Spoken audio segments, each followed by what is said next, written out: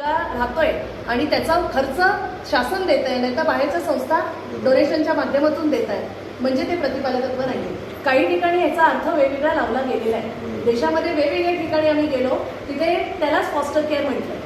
आम्ही म्हणतो फॉस्टर केअरमध्ये सरळ सरळ त्याचं डेफिनेशन लिहिलेली की ती डेफिनेशनमध्ये सरळ क्लिअर आहे की हे मूल हे कुठलं तरी एखाद्या पर्यायी कुटुंबात याची राहण्याची सोय असावी, ते रिलेटेड नसावं, अनरिलेटेड असावं आणि त्याचं सँक्शन, त्याचं अप्रूव्ह, त्याचं पुढे जाऊन क्वालिफाईड करणं जे आहे ना ते सगळं गव्हर्नमेंटच्या बालकल्याण समिती आणि बाल संरक्षण कक्षाचं काम आहे. हे सरळ सरळ दिलेलं आहे. त्यामुळे प्रतिपालकत्व योजने थ्रू ही सगळी जी मुलं आहेत ही कुठे जातील, तर ही कुटुंबात जातील. त्या कुठल्या कुटुंबात जातील, ते त्याचे नातेवाईक नसलेले असतील. पण असं नाही होत, नातेवाईक पण सांभाळू शकतात ना.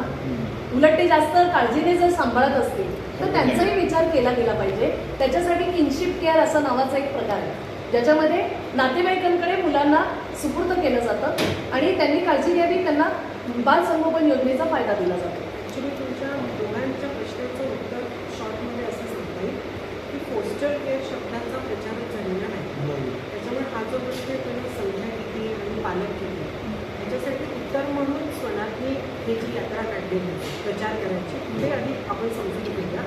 ह्याच्यातनं तुमच्या मदतीने जेव्हा हा प्रश्न समाजात येईल तर आपोआप सरकारला कळेल की आपल्याला याची संख्या द्यावी लागेल, जसं ते सांगता येईल तसं. आणि आपोआप याच्यासाठी जे पालक उभे राहतील. तुम्ही मला अचानक ते विचारू नाही शकत ना काही तुला मुले काय, कठीण प्रश्न ना हा.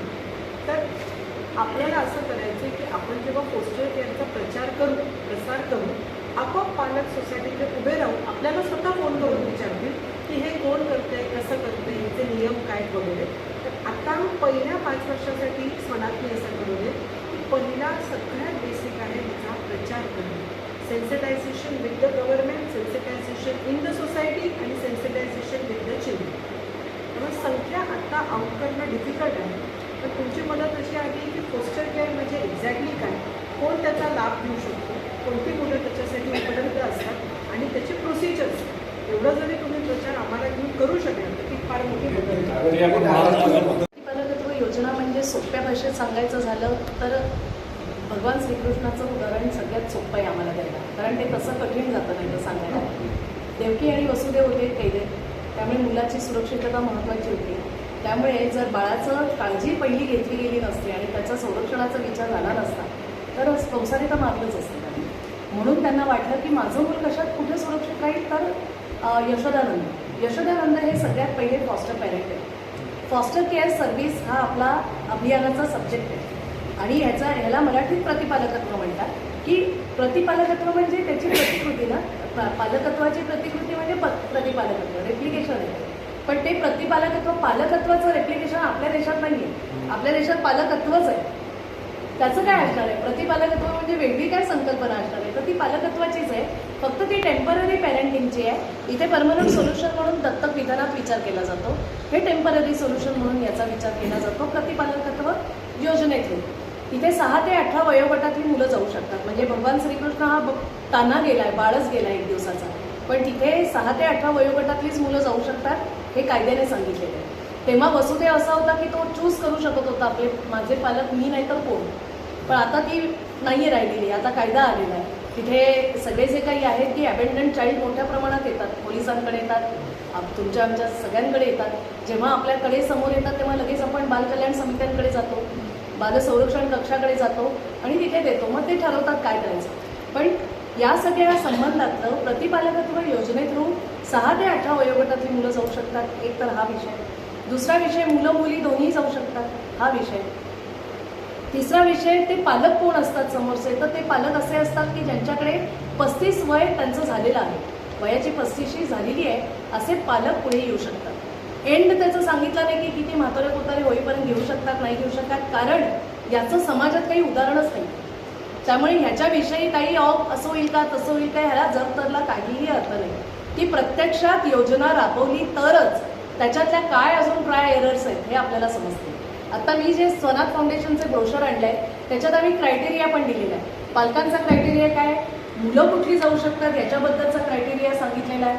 प्रतिपालकत्व योजनाच मुळात ही सरकारी गव्हर्नमेंटच्या अधिकारी आणि गव्हर्नमेंटचे जे काही कायद्याने घालून दिलेले जे लोक आहेत तिथे कायद्याने घालून दिलेले यंत्रणेचे अधिकारी त्यांच्या हातात ही योजना आहे.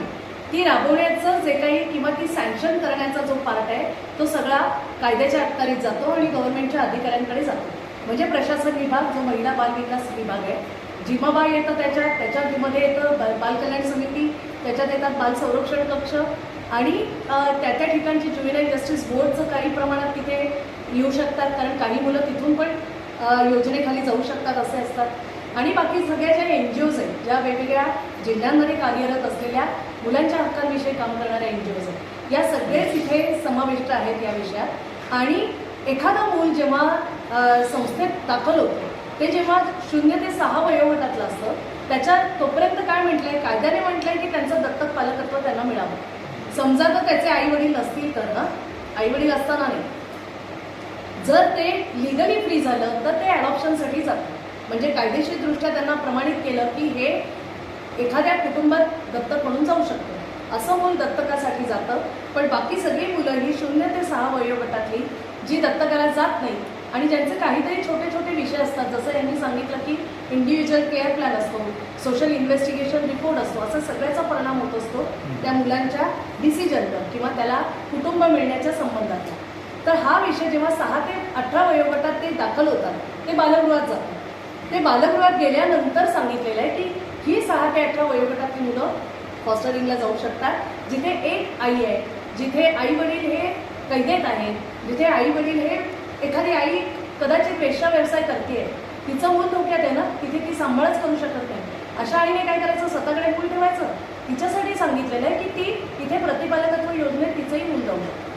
पण ते इन्स्टिट्यूशनलाइज झालं पाहिजे. मूल हे संस्थेत दाखल झालं तरच त्याच्या सगळ्या गोष्टी होणार. प्रतिपालकत्व हां, आता हा मुद्दा महत्त्वाचा आहे ज्याच्याबद्दल आपण आधी डिस्कस केलं. मला असं वाटतं प्रतिपालकत्व योजना ही तशी टेम्पररी पॅरेंटिंगची सुविधा देणारी आहे.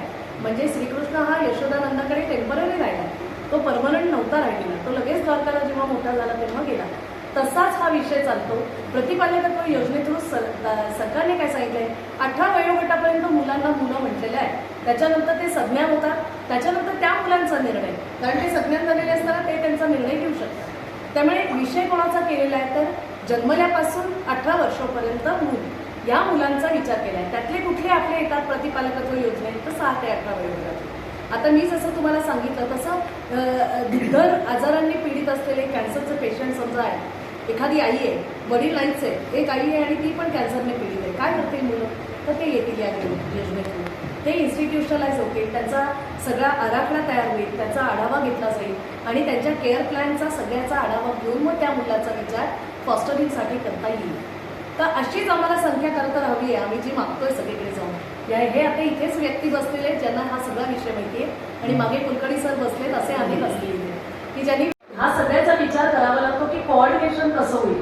तिथल्या लोकांना मुळात हे माहितीच नसतं की कोऑर्डिनेशन हा आमच्या इथला प्रॉब्लेम आहे. आपण इतके पुढे आहोत की इथे सगळे येऊन व्यक्त झाले आणि म्हणाले आमच्या जिल्ह्यातलं कोऑर्डिनेशन खूप चांगल्या पद्धतीचं आहे.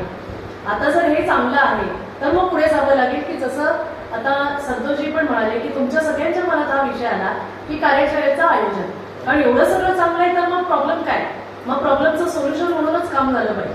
आणि त्यासाठी सोनाथ फाउंडेशन खरं वेगवेगळ्या ठिकाणी चाललंय की राज्याने आम्हाला उत्तर दिलं नाही, पण म्हणजे प्रशासनाने, नॉट राज्य. आम्ही अदितीजींना बोलवलं, आमच्या इथे कार्यक्रम घेतला, त्यांना प्रोत्साहन देण्यासाठी म्हणून त्यांना मी आमंत्रित केलं होतं. सोनाथ फाउंडेशन आणि WCD मिनिस्ट्री बरोबरचा आमचा MOU झाला, त्याला 10 महिने होत आले, झालेच म्हणजे 10 महिने पूर्ण झालेले आहेत आजच्या दिवशी. तर हे सगळं असतानाही अजून आम्हाला मुलांचा डेटा मिळत नाही. फॉस्टर चाइल्ड आपल्या राज्यामध्ये प्रतिपालकत्व योजने थ्रू जाणाऱ्या मुलांची संख्या किती आहे. आम्ही एक साधा सोपा प्रश्न विचारलाय की प्रत्येक जिल्ह्यामध्ये आपलं काय म्हणता येईल की जेंडर वाईज म्हणजे लिंगाच्या आधारावर आणि वयाच्या आधारावर संख्या जिल्हाशः आम्हाला मुलांची मिळावी जी प्रतिपालकत्व योजने थ्रू कुटुंबात जाऊ शकतात. असा क्रायटेरिया असतो की कुटुंबात जाणारी कोण, संस्थात राहणारी कोण, आणि अडॉप्शनसाठी जाणारी कोण, हे सगळं नक्की असतं. तर आम्हाला आम्ही साधा प्रश्न हा गेले 10 महिन्यापासून आम्ही याचा पाठपुरावा करतोय. म्हणून आम्ही ठरवलं की जिल्ह्यात जाऊन या विषयाचं अवेअरनेस क्रिएट करायचा, त्या ठिकाणच्या यंत्रणेला भेटायचं, गव्हर्नमेंटची यंत्रणा असू दे, समाजातले लोक प्रतिष्ठित असू दे, या विषयाचे तज्ज्ञ असलेले लोक असू दे, पत्रकार समूह असू दे, या सगळ्यांना भेटून आम्ही आमचा विषय समजतो. वर्किंग कमिटीची सगळ्याच ठिकाणी जवळपास आमचे लोक आहेत.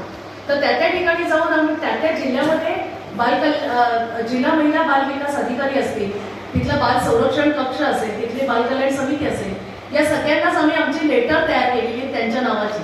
आणि त्यांना आम्ही म्हटलंय की हा आम्हाला डेटा तुम्ही द्या.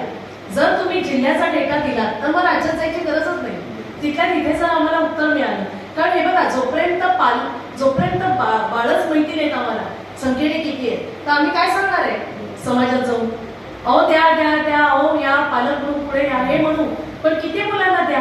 ते पालक म्हणतील अहो आम्ही एवढं तुमचं ऐकतोय, आहेत का समोर पालक?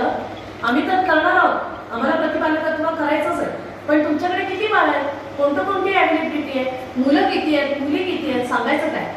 हा विषय आहे. म्हणून आम्ही ठरवलं की त्या ठिकाणी जाऊ. तर आता आम्हाला अकोला जिल्हा आणि परभणी जिल्हा दोन्ही जिल्ह्यातून आम्हाला संख्या दिलेली आहे. रितसर मला पत्र आलेलं आहे सना फाउंडेशनला, आणि त्यांनी सांगितलेलं की एवढ्या मुलांना आता प्रतिपालकत्व योजने थ्रू पालक मिळण्याची गरज आहे. आता आम्हाला त्याच्या पुढचा विषय किंवा आम्ही कशा पद्धतीने तिथे आपला विषय घेऊन जाणार, जनजागृती कशी करणार, त्याच्यासाठी काय काय गोष्टींचा विचार करणार, हे सगळं पुढचं झालं. आता तसंच मला इथे म्हणायचं आहे की इथे आपल्याला पहिल्यांदा आम्ही संतोषजींना ऑलरेडी काही लेटर मी पाठवली आहेत की ज्याच्यात काही त्यांना त्याचा कल्पना अंदाज येण्यासाठी म्हणून मी पाठवली होती. आणि लकीली इथे सगळे उमेद स्पर्धा परीक्षा मार्गदर्शन संस्थेमध्ये आपलं सर्वांचं सहर्ष स्वागत. राज्यसेवा अभ्यासिका शाखा क्रमांक 1 SP ऑफिस समोर SBI कॉम्प्लेक्स बीड, शाखा क्रमांक 2 घुमरे हॉस्पिटलचा वरचा मजला बीड, शाखा क्रमांक 3 कपिल मुनी मंदिराजवळ अंकुशनगर बीड, या तिन्ही अभ्यासिका आपल्यासाठी सुसज्ज स्वरूपामध्ये उपलब्ध आहेत. विद्यार्थी मित्रांनी प्रवेश करावा आणि अभ्यास करून आपलं अधिकारी होण्याचं स्वप्न पूर्ण करावं. धन्यवाद.